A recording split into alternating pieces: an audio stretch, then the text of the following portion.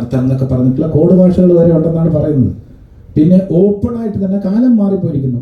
ഓപ്പണായിട്ട് തന്നെ എന്താ പറയുക, കോളേജ് വിദ്യാർത്ഥിനികൾ തങ്ങൾക്ക് ഇഷ്ടപ്പെട്ട ബ്രാൻഡിനെ കുറിച്ച് ഡിസ്കസ് ചെയ്യുന്ന വീഡിയോ ഞാൻ കണ്ടു.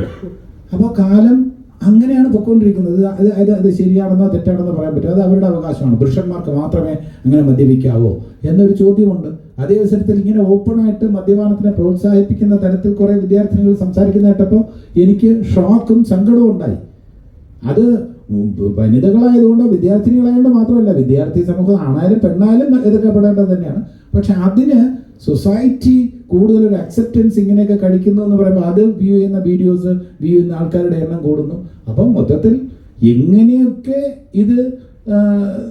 ഇതിനെ തടസ്സപ്പെടുത്തി അല്ലെങ്കിൽ ഇതിനെ ബ്ലോക്ക് ചെയ്ത് ഇത് ഒഴിവാക്കാനുള്ള എന്തൊക്കെ നീക്കങ്ങൾ ആരൊക്കെ നടത്തിയിരുന്നാലും അതിന് നമ്മളെല്ലാവരും പിന്തുണ രേഖപ്പെടുത്തണം എന്ന് തന്നെയാണ് എൻ്റെ അഭിപ്രായം. കാരണം അലാമിംഗ് റേറ്റിലാണ് ഈ കൊലപാതകമൊക്കെ പോകുന്നത്. ഓരോ ദിവസവും രാവിലെ കാണുന്നത് വെട്ടിക്കൊന്നു എന്നുള്ളതാണ് കാണുന്നത്. അച്ഛൻ മകനെ വെട്ടിക്കൊന്നു, മകൻ അച്ഛനെ വെട്ടിക്കൊന്നു, സംശയത്തിന്റെ പേരിൽ കാമുകനെ വെട്ടിക്കൊന്നു, അല്ലെങ്കിൽ ഭാര്യയെ വെട്ടിക്കൊന്നു, അല്ലെങ്കിൽ ഭാര്യയും കുട്ടികളും ചേർന്ന് റെയിൽവേ ട്രാക്കിൽ ആത്മഹത്യ ചെയ്തു. ഇങ്ങനെ ഒരുപാട് കാര്യങ്ങൾ കാണുന്നുണ്ട്. അപ്പം നമുക്ക് ചുറ്റും നടക്കുന്ന കാര്യങ്ങളെക്കുറിച്ച് നമുക്ക് അഹങ്കരിക്കാൻ യാതൊരു നിർവാഹവും ഇല്ല, നമുക്ക് സന്തോഷിക്കാൻ നിർവാഹമില്ല. നമ്മളെല്ലാവരും കുറച്ച് ഡെസ്പറേറ്റ് ആണ്, ദുഃഖത്തിലാണ്.